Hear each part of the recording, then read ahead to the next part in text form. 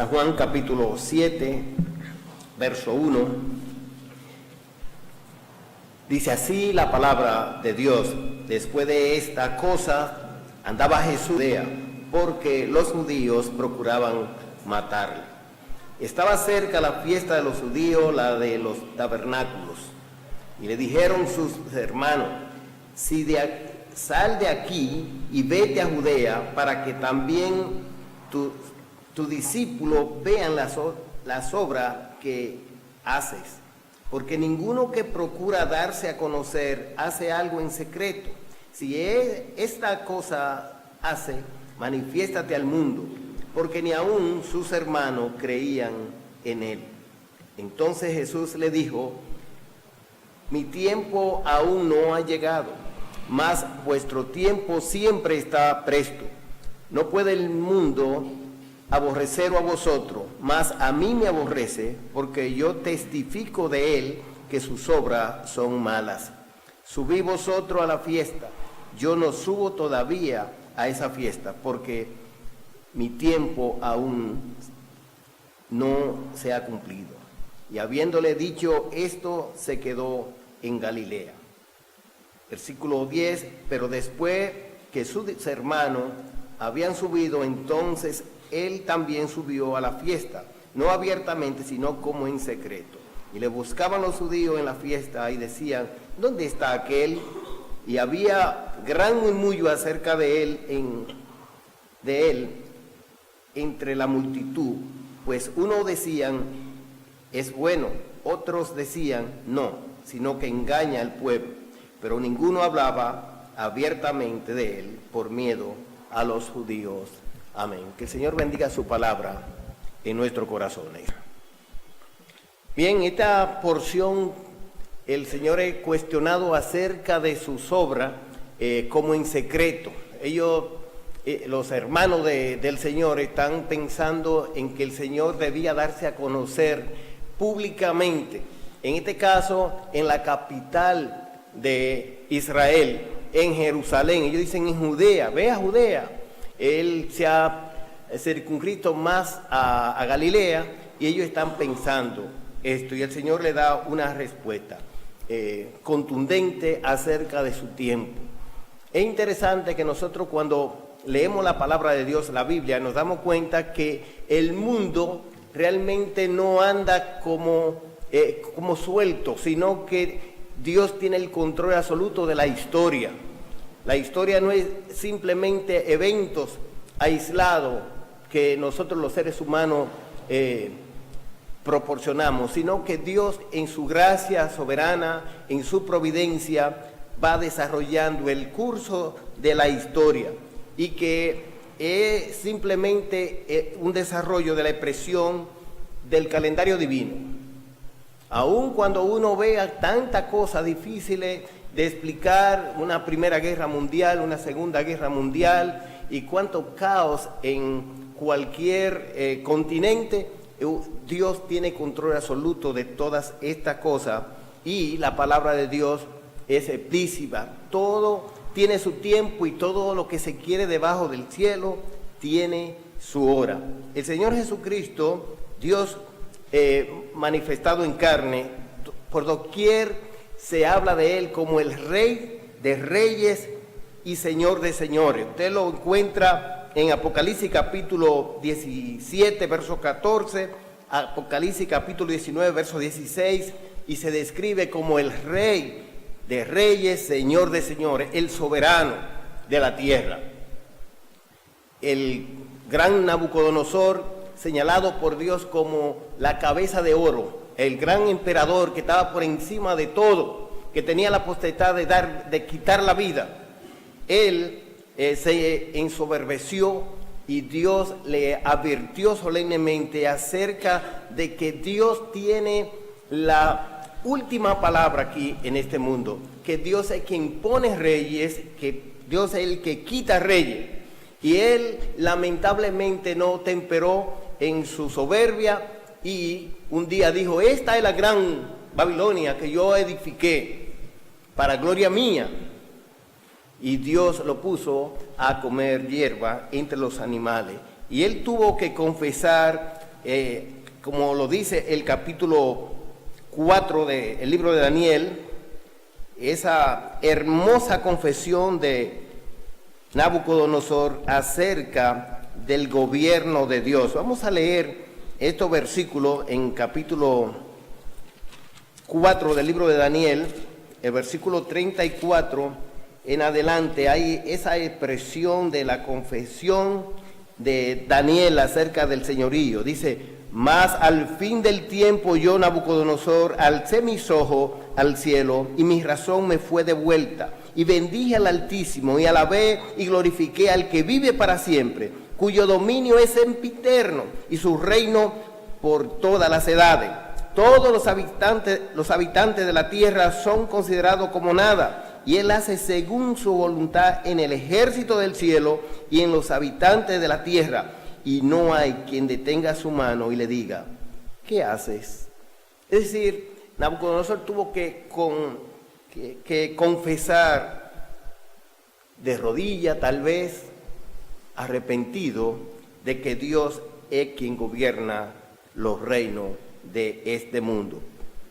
Dice MacArthur: en la cima de este calendario, del calendario divino, están el nacimiento, muerte y resurrección de Jesucristo.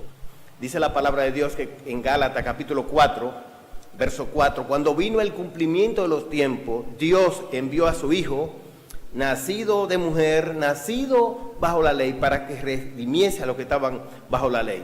¿Cuándo fue eso? Cuando vino el cumplimiento del tiempo. Romanos capítulo 5, verso 6 dice que Cristo murió por nuestro pecado, como dice, ¿cómo? Conforme a las Escrituras, pero él dice a su tiempo. Dice, a su tiempo murió por los impíos. Romanos capítulo 5, verso 6. A su tiempo, cuando aún éramos débiles, Cristo murió a su tiempo por los impíos. Es decir, hay un calendario que Dios está llevando a cabo. Y hablando de su venida, él mismo dijo que el cielo y la tierra pasarán, mis palabras no pasarán, pero el día y la hora nadie la sabe, solo mi Padre. Es decir, Dios tiene su tiempo. En el capítulo 1 del libro de los Hechos, el versículo 6 y 7, los discípulos ven al Señor resucitado 40 días con ellos, enseñándole acerca del reino de Dios. Y como siempre latía en su corazón: Señor, ¿restaurará el reino de Israel a este tiempo? ¿Qué fue la respuesta? La respuesta es la siguiente: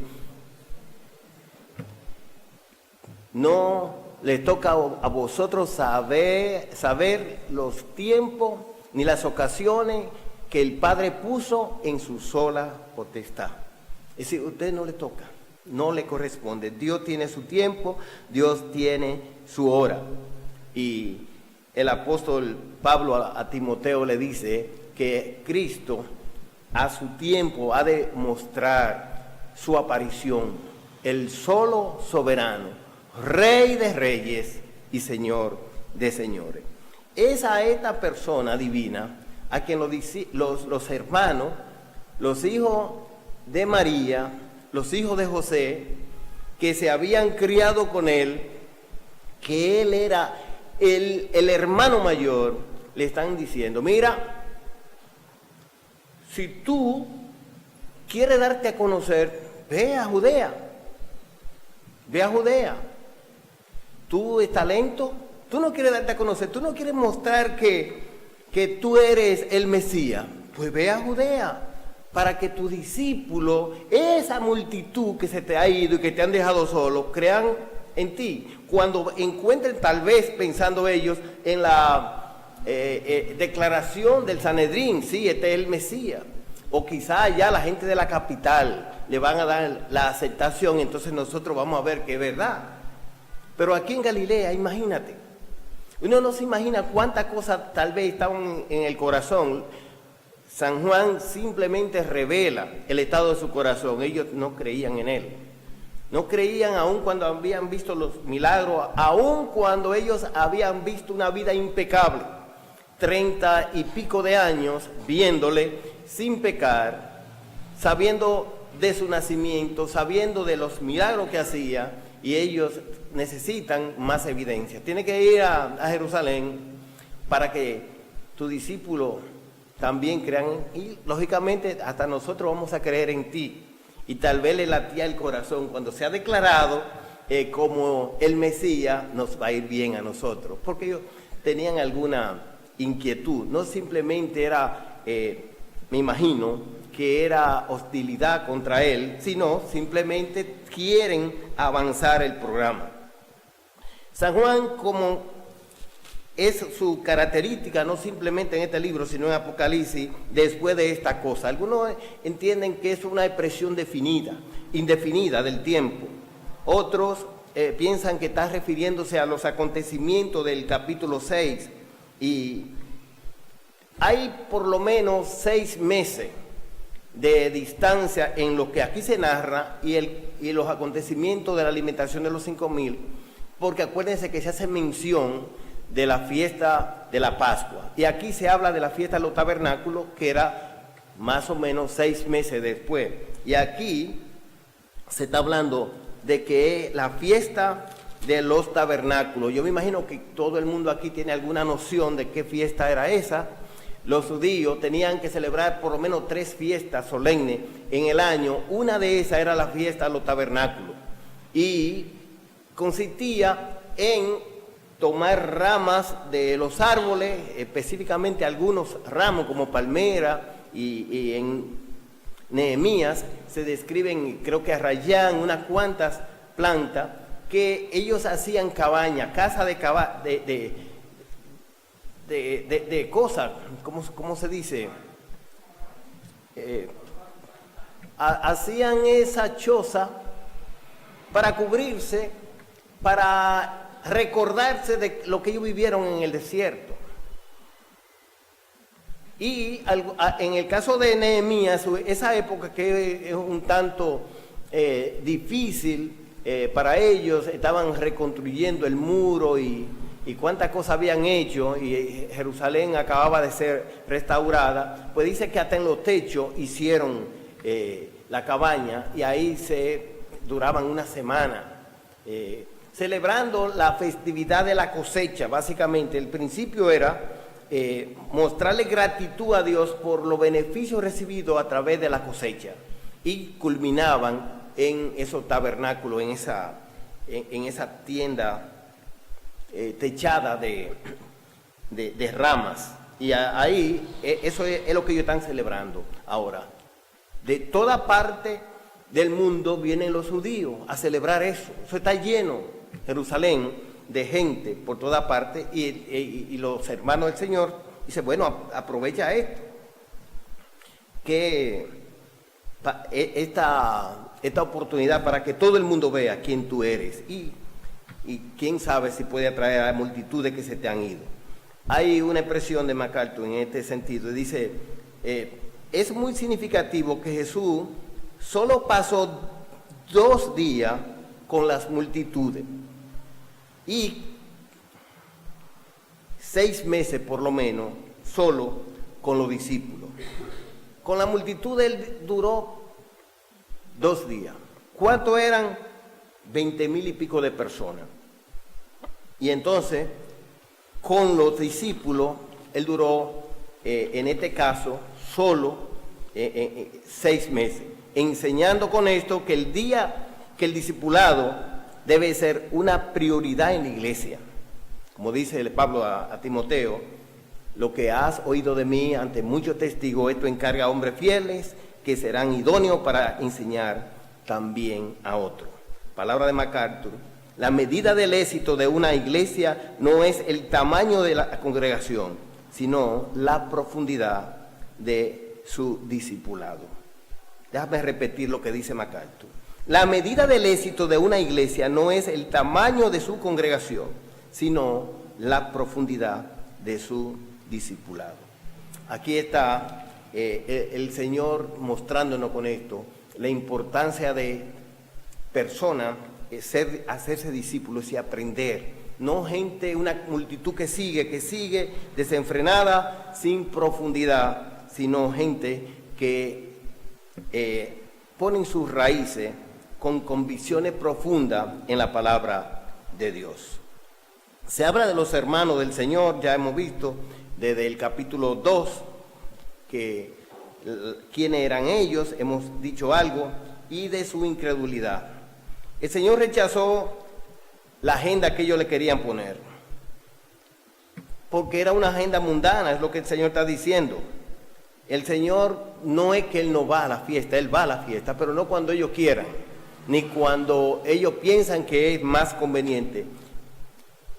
Todo lo que parece indicar, la mayoría de los expertos del Nuevo Testamento dicen que el Señor cuando se fue por Samaria. Ese camino los judíos no acostumbraban a caminarlo, como ya destacamos en el capítulo 4, pero el Señor decidió ir por ahí porque era más solitario.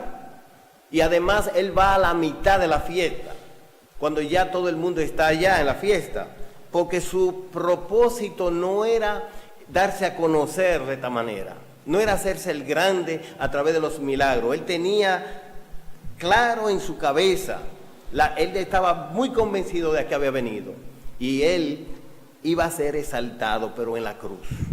Y ese era lo que realmente a él le importaba, le preocupaba, lo que le llevaba a establecer su agenda. Dios, el Padre, había determinado a qué Él venía y cuándo Él debía llevar a cabo cada acción, cada actividad.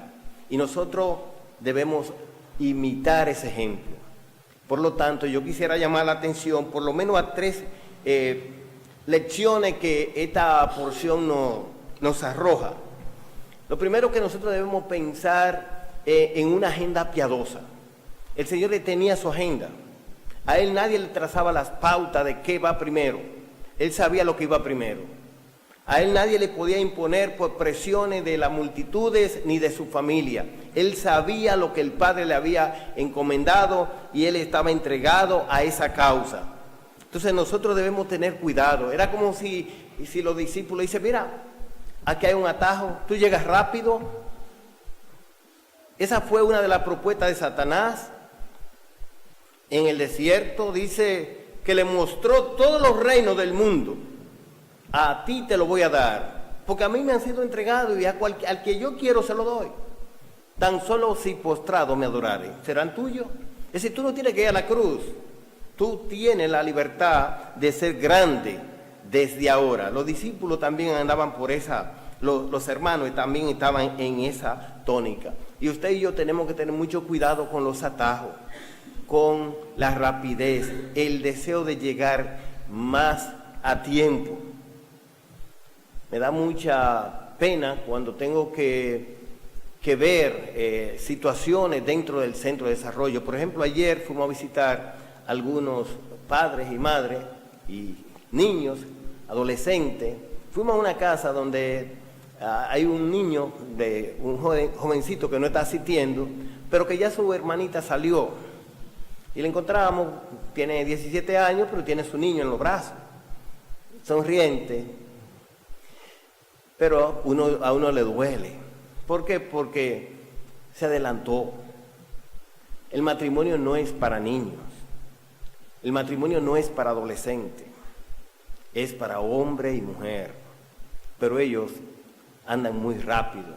Hay que tener mucho cuidado con establecer una agenda de atajos que siempre traen dificultades. Nosotros tenemos que pensar en una agenda piadosa. Es lamentable que muchos creyentes viven con un programa impío en su vida, que no tienen a Dios en el primado. La impiedad no es simplemente hacer acciones pecaminosas, escandalosas. ¿En qué consiste la esencia de la piedad? ¿Ustedes se acuerdan que hay un texto que lo dice? ¿Cuál es la esencia de la impiedad? El malo, por la altivez de su rostro, no busca a Dios. No hay Dios en ninguno de sus pensamientos. Y hay hermanos que tienen a Dios en el último acápite de su agenda. que todo está programado en orden terrenal, sin Dios adelante, sin pensar en el programa que Dios tiene. Eso es lo que el Señor le está diciendo a los discípulos aquí en el versículo 3 al 6. Dice, y dijeron sus hermanos, sal de aquí y vete a Judea para que también tus discípulos vean las obras que hace. Porque ninguno que procura darse a conocer hace algo en secreto. Si estas cosas hace, manifiéstate al mundo, porque ni aun sus hermanos creían en él. Entonces Jesús le dijo, mi tiempo aún no ha llegado, mas vuestro tiempo siempre está presto. Es decir, hay gente que tiene tiempo para todas las cosas, menos para pensar en qué es lo que Dios quiere que haga ahora, qué es lo que a mí me conviene ahora, qué es lo que Dios quiere que yo ponga en mi agenda. ¿Cómo que se llama el campamento? Primero lo primero. Eso es lo que quisiéramos inculcar a través de este campamento, que es establecer una agenda piadosa. El Señor nos da ese ejemplo. Él tenía una agenda piadosa. Él tenía la conciencia clara de lo que debía ir primero. Pero una agenda, generalmente, no importa cómo sea, revela el estado del corazón de un ser humano. Aquí, en este caso, revela la incredulidad de los hermanos. Ellos, no, tiene que subir ahora. Pero ellos son incrédulos, ellos no creen. Ellos tienen una agenda impía. Santiago, hablando de esto, llama la atención a algunos creyentes. Vamos ahora a lo que decís, mañana iremos a tal ciudad, traficaremos y ganaremos, cuando no saben qué será del día de mañana. Es decir, hay gente que hace planes sin Dios, que no toma en cuenta a Dios, que Dios debe venir como a probarle eso, a santificarle eso, y luego oran para que Dios bendiga esto, pero no han consultado si Dios quiere que se haga eso, porque no tienen a Dios en su agenda. Y además a veces hacen programas que Dios no se va a meter en eso. Dios no se va a meter en eso, como los muchachos. No sé si ahora lo hicieron, pero cuando los hijos de don Papolo estaban pequeños, muy escogiditas, un día me dijo uno, Elpidio, ¿yo puedo orar para que gane el escogido? Digo yo, Dios no está en pelota, ¿no? Así que, pero si usted es pelotero, yo creo que sí, porque ese es su trabajo, pero sería muy barato agarrar a Dios y meterlo en los juegos. Tenemos que tener sumo cuidado. ¿Cuál es su agenda? ¿En qué lugar está Dios en su agenda? Hay algo que sale a relucir aquí, que no tiene que ver tal vez con la agenda, pero sí que nos da un ejemplo el Señor de la clave de vivir bien en medio de la hostilidad. Dice el versículo 5, porque ni aun sus hermanos creían en él. Hay un escritor que saca a relucir, que destaca, dice, mire, hay gente que se ha podido mantener por encima de todos los ataques del mundo, refugiado en la protección de la familia, que la familia le apoya, que la familia le anima, que la familia le sostiene y le fortalece y que lo protege. El Señor no tenía eso, ni la familia. Él vivió en completo rechazo. Solamente los suyos, los discípulos, su madre que era discípula, pero la mayoría, nadie creía en él. ¿Cómo él podía sostenerse? Él es un ser humano. Él es Dios, pero él estuvo aquí como un ser humano y nos da ese gran ejemplo. Él siempre estaba sujeto a la expresión de la voluntad de su Padre. Tenía comunión siempre con su Padre y él podía decir, yo hago siempre lo que a mi Padre le agrada. Él estaba arraigado en la verdad, cimentado en la verdad, agarrado de lo que es la palabra de Dios. Juan Hus fue un reformador 100 años antes que Lutero. Y como en esa época no se podía disentir del imperio de la iglesia de la época, él fue llevado a la hoguera. Y Juan Hus murió cantando,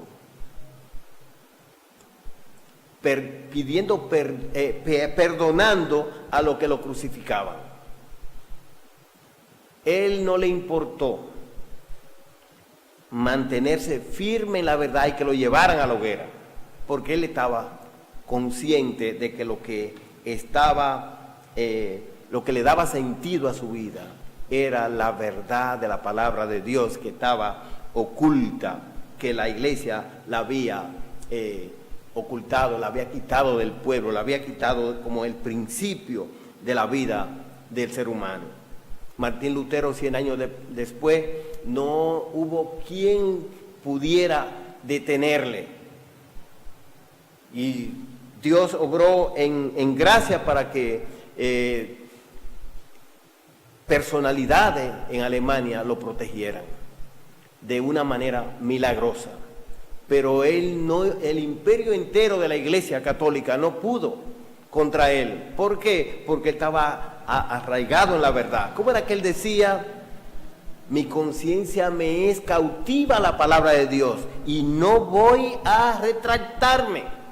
Él estaba aprisionado en la verdad. Y si usted y yo nos arraigamos de la verdad, no importa cuánta gente opine lo contrario, usted y yo estamos fundamentados en la verdad. Cristo estaba sustentado en la expresión de la voluntad de su Padre.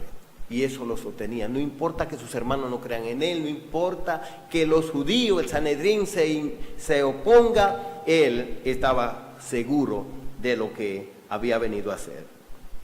Él tenía un apego profundo a la verdad.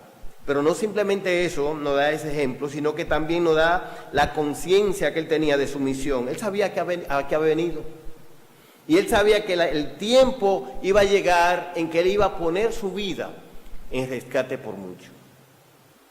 Se lo comunicó muchas veces a los discípulos. Subimos a Jerusalén y el Hijo del Hombre será entregado en manos de hombres pecadores, será escarnecido, será burlado y será levantado. Pero al tercer día él resucitará. Y ellos no entendían eso. Pedro entendió un día y dijo, que en ninguna manera te pase esto. Y el Señor le dijo, apártate de mí, Satanás, me eres tropiezo. Es decir, él estaba muy consciente de lo que había venido.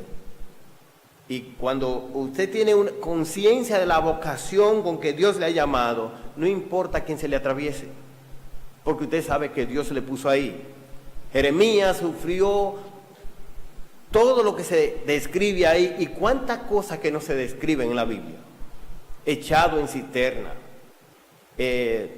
reprochado constantemente por el reino de entonces. Y que Jeremías podía decir que en un momento de su vida dice, no, pues no voy a mí Dios me ha puesto para contradicción. Dios lo mandaba a predicar la verdad. Y Dios le decía, no van a creer. Ve y dile, pero no van a creer. Llámalo al arrepentimiento y ellos no se van a arrepentir. Todo lo contrario, van a ir de mal en peor y yo lo voy a llevar cautivo. Y Jeremías dijo, yo traté de sufrir la palabra de Dios, pero no pude, porque había en mí como un fuego que me impulsaba a decir la verdad. Él estaba consciente de para qué Dios lo había puesto. Él no era de la gente que de que encontraba a alguien que opinaba contrario y decía, no, pues dejo esto. No, él estaba consciente de que Dios lo había llamado. Amós era así también. Dios envió a Amós a proclamar la verdad. Y le dijeron, mira, no predique aquí, esto es santuario del rey, vete allá a tu pueblo. No, yo no soy profeta, ni soy hijo de profeta. Yo soy boyero y recogedor de cabraígo. Ahora hay una cosa, Dios me dijo que diga esto y yo lo voy a decir. Y voy a seguir porque Dios me dijo. Él tenía conciencia de la misión a que había venido. Usted y yo debemos estar conscientes de qué Dios quiere que nosotros hagamos.